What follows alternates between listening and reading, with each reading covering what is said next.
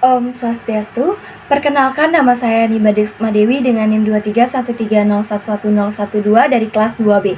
Pada kesempatan kali ini saya akan membahas analisis kajian empiris penerapan kurikulum Merdeka bidang matematika di tingkat pendidikan dasar dan menengah dengan judul Merancang Gagasan Futuristik dalam Pendidikan Matematika, Belajar dari Kurikulum Merdeka. Pendidikan adalah fondasi utama untuk membentuk generasi baru yang berkualitas. Kurikulum Merdeka diperkenalkan sebagai solusi yang inovatif dalam menghadapi tantangan di era modern ini. Kurikulum ini dirancang untuk memberikan kebebasan dan fleksibilitas bagi pendidik dalam menyusun dan menerapkan strategi pembelajaran yang sesuai dengan kebutuhan siswa.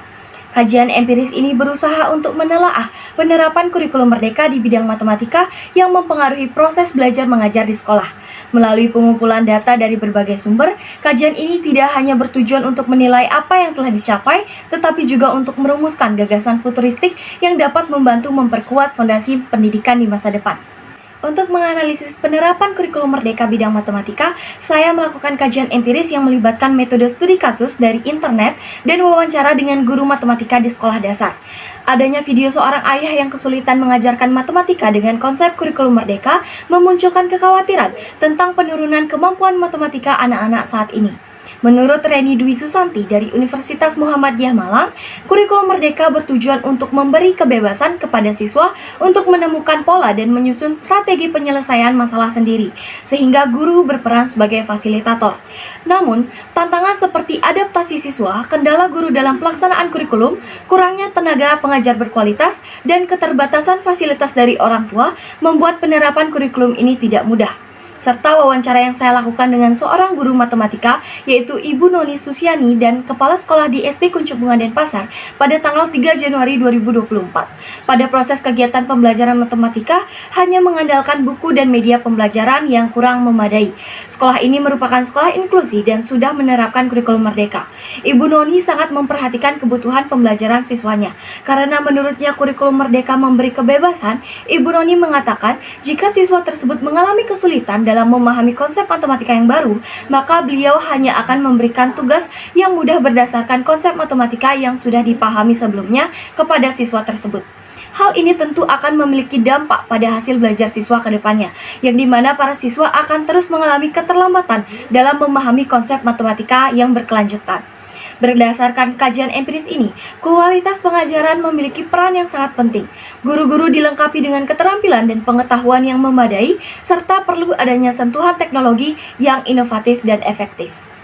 Melihat ke depan, terdapat berbagai inovasi yang menarik yang secara signifikan dapat meningkatkan efektivitas penerapan kurikulum Merdeka di bidang matematika. Bayangkan sebuah kurikulum matematika futuristik yang memanfaatkan Internet of Things atau IoT yang dalam sistem ini berbagai perangkat IoT terhubung dan digunakan untuk mengajarkan konsep matematika melalui skenario dunia nyata dan data real time. Yang pertama, lingkungan belajar pintar. Setiap ruang kelas dilengkapi dengan sensor IoT yang dapat memantau aktivitas siswa, seperti tingkat perhatian, interaksi dengan materi pembelajaran, dan pola belajar. Misalnya, sensor gerak yang dapat mendeteksi ketika siswa kehilangan fokus. Yang kedua, pengajaran adaptif dengan perangkat IoT. Perangkat IoT seperti tablet pintar dan papan tulis interaktif menampilkan konten pembelajaran yang sesuai secara dinamis berdasarkan analisis data belajar siswa. Misalnya, jika siswa mengalami kesulitan dalam memahami konsep geometri, sistem akan memberikan latihan tambahan, video penjelasan, atau simulasi interaktif yang dapat membantu siswa memahami materi tersebut. Yang ketiga, kolaborasi dan pembelajaran sosial. IoT memungkinkan perangkat di berbagai sekolah terhubung, sehingga siswa dapat bekerja sama dalam proyek matematika meskipun berada di lokasi yang berbeda. Misalnya, siswa dari berbagai sekolah di seluruh dunia dapat terhubung untuk melakukan proyek matematika berbasis data lingkungan ini. Mereka dapat menggunakan data ini untuk mempelajari konsep statistik, analisis data, dan pola cuaca global. Sekian dari pembahasan yang saya paparkan. Saya mohon maaf apabila ada kesalahan kata. Akhir kata saya ucapkan terima kasih dan para mesanti. Om Santi Santi Santi Om.